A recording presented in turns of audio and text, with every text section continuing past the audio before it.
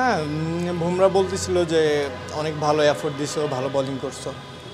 আসলে সেরকম কোনো ইচ্ছা নেই যে আমাকে ধরেন সবচেয়ে জোরে বল করতে হবে ওয়ার্ল্ডের, এরকম কোনো ইচ্ছা নেই। ইচ্ছা আছে একটাই, যে নিজেকে ফিট রাখা এবং টিমের প্ল্যান অনুযায়ী বোলিং করা, আর টিমের চাহিদা, সেই চাহিদা যদি আমি পূরণ করতে পারি, এটাতে আমি হ্যাপি।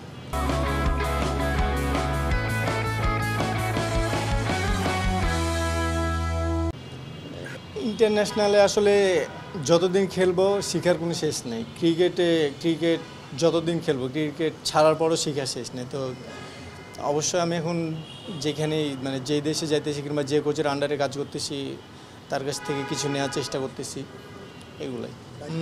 ইন্ডিয়ার উইকেট ছিল হচ্ছে প্রথম 2টা দিন পেস বোলিং উইকেট ছিল, অ্যান্ড লাস্ট 3 দিন হচ্ছে আপনার বল স্পিনে হেল্প ছিল। আর পাকিস্তানের উইকেটে ছিল কি স্পোর্টিং উইকেট, আপনি বোলিং ভালো করলে বোলিং, ব্যাটিং ভালো করলে ব্যাটিং। তো ইন্ডিয়া আর পাকিস্তান উইকেট এটাই ডিফারেন্ট, যে ওইদিকে ইন্ডিয়াতে 3 দিন থেকেই বল ঘুরে স্পিনে। আসলে মানসিকভাবে পিছিয়ে দিল না, কারণ ধরেন ক্রিকেটে ধরেন কখনো ভালো হইব, কখনো খারাপ হবে। তো আমরা ইনশাআল্লাহ স্ট্রংভাবে কামব্যাক করব।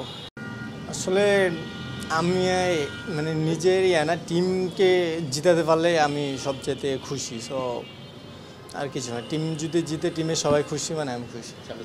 অবশ্যই আমার সামনে যতগুলো খেলা আছে, সব খেলাগুলোতে এই এক্সপিরিয়েন্সগুলো অনেক কাজে দেবে।